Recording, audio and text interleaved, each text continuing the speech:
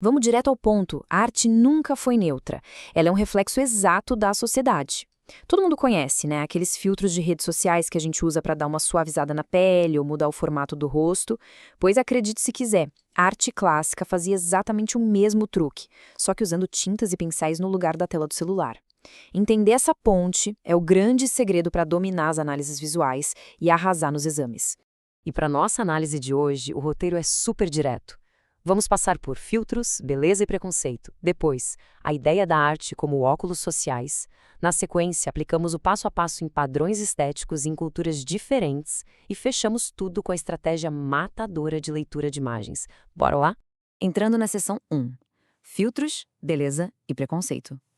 O melhor jeito de sacar a arte histórica de verdade é justamente olhando para como as tecnologias modernas impactam a nossa vida diária. Afinal, as raízes estão todas interligadas. Pensa bem na nossa lógica atual de editar uma foto antes de postar. A gente mexe na luz, afina uns traços aqui e ali, tudo para alcançar um certo ideal. A arte clássica funcionava com a mesmíssima mentalidade. Pintores da realeza faziam escolhas bem estratégicas para projetar poder, riqueza e beleza, seguindo as regras da época deles. De um lado, o toque na tela. Do outro, o pincel. Mas, no fundo, são apenas ferramentas visuais ditando o que é o ideal em cada momento. E o mais interessante é que isso não é só teoria, tá? Isso está documentado lá na matriz de referência oficial na competência 9. Ela exige que a gente entenda os princípios e o impacto dessas tecnologias de comunicação. Ou seja, entender como um filtro de celular mexe com a percepção de beleza, hoje é o aquecimento perfeito para decodificar como uma pintura fazia o mesmo séculos atrás.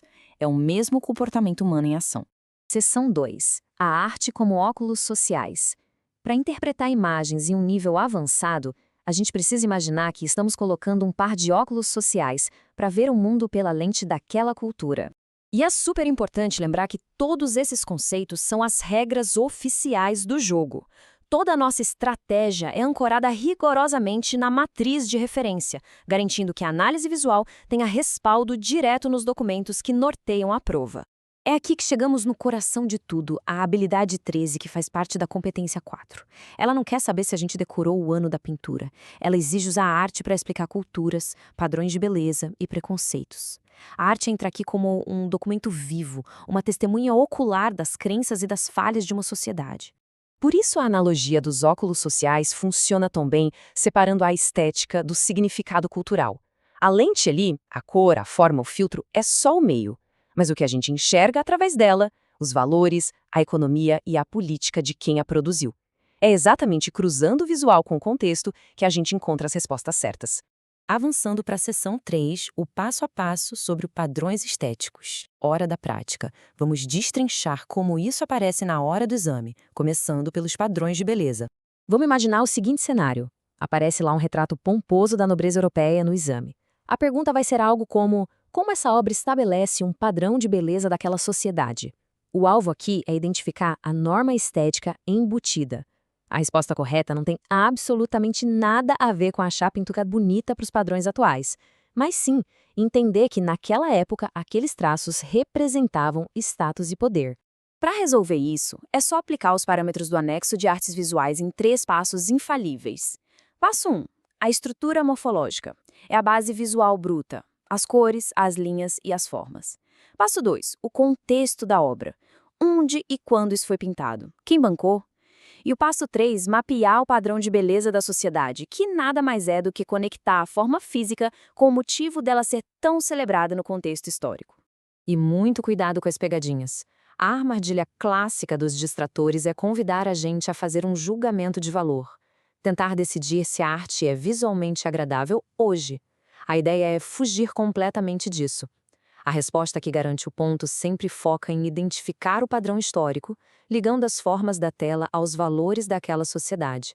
Seção 4. Passo a passo sobre culturas diferentes e preconceito. Agora vamos mudar a lente da estética e focar nas desigualdades e dinâmicas sociais.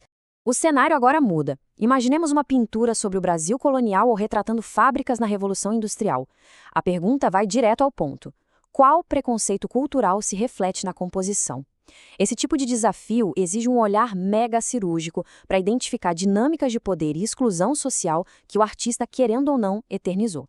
E a gente usa o mesmo método, mas ajustando o foco. Passo 1. Examinar a estrutura sintática. Não é mais sobre a cor isolada, é sobre a hierarquia visual. Quem está no centro com luz, quem está esquecido no canto escuro. Passo 2. Analisar o contexto da comunidade para sacar as tensões da época. E o passo 3. Identificar na lata a divisão cultural ou o preconceito impresso na imagem. Foco total nas armadilhas de novo. Um distrator bem típico aqui vai ignorar o contexto e focar apenas na genialidade técnica do pintor. Errado. A resposta certeira é aquela que reconhece a arte como um documento histórico poderoso que escancara preconceitos, divisões de classe e estruturas de poder. E para fechar, seção 5, estratégia de leitura de imagens. Consolidando todo esse conhecimento, a gente cria uma ferramenta analítica à prova de falhas. Resumindo a nossa estratégia, dominar esses 4 pilares oficiais é o passaporte para gabaritar.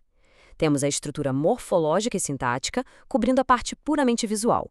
E, do outro lado, o contexto da obra e da comunidade cuidando do peso histórico. Quando cruzamos as formas visuais com a história das pessoas, a interpretação deixa de ser achismo e vira uma ciência exata. Chegamos ao fim da nossa análise. Sacar de verdade a habilidade 13 não só destrava as questões das provas, como nos dá uma lente incrível para analisar criticamente a nossa própria cultura atual. Se a arte é mesmo um par de óculos sociais, fica a grande reflexão. Quais preconceitos, hierarquias e padrões inalcançáveis os filtros das redes sociais estão tentando disfarçar e normalizar neste exato momento? Fica a provocação para continuarmos questionando as imagens do nosso dia a dia. Até a próxima!